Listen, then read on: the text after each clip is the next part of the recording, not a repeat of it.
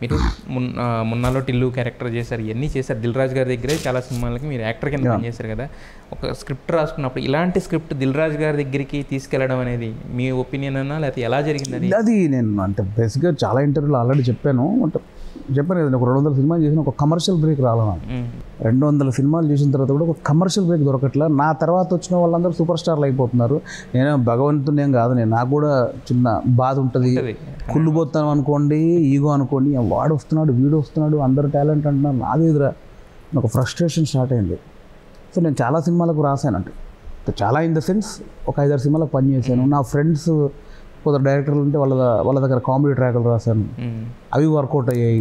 నేను యాక్టర్గా చేస్తున్నప్పుడు మనం ఒక పంచ్ చేస్తే థియేటర్లో పేలుతుందా లేదా మళ్ళీ చెక్ చేసుకుంటాం. ఒక సినిమాలో ఈ పంచ్ నేను వేసానని థియేటర్లో మనది పేలిందా లేదా అట్లా కాన్ఫిడెంట్ బిల్డ్ అయ్యి.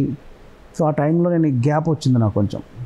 అటు టీవీకి వెళ్ళలేక, ఇటు సినిమాల్లోకి వెళ్ళలేక, అటు దూరం అయ్యి ఇటు దూరం అయ్యి ఆ ఫ్రస్ట్రేషన్గా ఉన్న టైంలో సరే మనకు రైటింగ్ సెన్స్ ఉంది కదా, మనమే ఎందుకు రాసుకోకూడదు ఒక కథ అని మెంటల్గా ఫిక్స్ అయ్యి ఎలాంటి కథ రాయొచ్చు.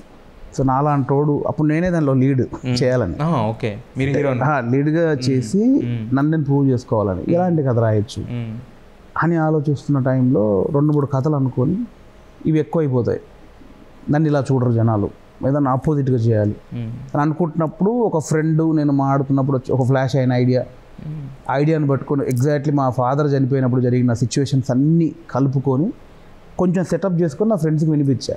వాళ్ళందరూ ఎగ్జైట్ అయ్యారు, ఎస్ దీనిలోనే వెళ్దాం మనం అని అనుకొని, సరే ఆ కంటెంట్ ఒక 50 లక్షలు అయితే సరిపోద్ది, నేను ముందు కొంత పెట్టుకొని స్టార్ట్ చేస్తాను. మీరే చేద్దాం అనుకున్నా? నేను చేద్దాం, ఒక 50 లక్షల్లో చేద్దాము. ముందు నేను ఒక 10 లక్షలు పెట్టుకొని చేసి తర్వాత మీలాంటి ఫ్రెండ్స్ వాళ్ళంటి ఫ్రెండ్స్ చూడండి ఇది బాగుంటుంది 10 ఇలా స్టార్ట్ చేసి కథ రాసుకున్నాం.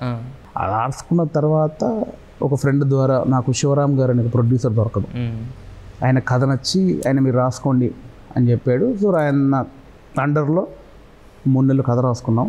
కథ లాక్ అయిపోయింది. కథ లాక్ అయ్యి తర్వాత మళ్ళీ శివరామ్ గారికి నరేషన్ విన్న తర్వాత ఆయన షాక్ అయిపోయాడు. చిన్న కథ కాదు సార్, ఇది చాలా పెద్ద కథ, చాలా డెప్త్ ఉంది ఇందులో, రాజుగారు అయితే బాగుంటుందని శివరామ్ గారి ద్వారా రాజుగారు విన్న తర్వాత రాజుగారు చాలా ఎగ్జైట్ అయ్యారు, బల్గా వచ్చింది. సో ఆయన ద్వారా నేను ఇక్కడికి వచ్చాను. ఓకే, రాజుగారు ఏం షాక్ అవ్వలేదా? అరే ఇన్నాళ్ళు నేను ఒక యాక్టర్నే చూసాను కానీ బట్ నీళ్ళు ఇంత ఉందా అనేది? ఎవరికి చెప్పినా కూడా 100% రాజుగారు నాకు ఫస్ట్ ఒక గంటలో చెప్పు, మ్యాక్సిమం ఒక లైన్గా ఒక అరగంట 40 మినిట్స్ అన్నారు. నేను మ్యాక్సిమం 2 గంటల 45 నిమిషాలు చెప్పాను కరోనా టైం. వింటానే ఉన్నారు. సో నాకు అలా చెప్పడం వచ్చు బేసిక్గా, అంతే కదా. అంటే కొంచెం డీటెయిల్గా కొంచెం మనం అనుకున్నది క్లియర్గా కనిపించేలా చెప్తా. టిపికల్ డైరెక్టర్ లాగా ఒక అరగంట పాయింట్ అనేది నాకు రాలే, ఇంకా నేర్చుకోవాలి. ఎడిటర్ కాదు, ప్రస్తుతానికి అయితే రైటర్. ప్రస్తుతానికి రైటర్ మనం ఇది అనుకున్నాం, సినిమా చెప్తాం అంతే అది. సో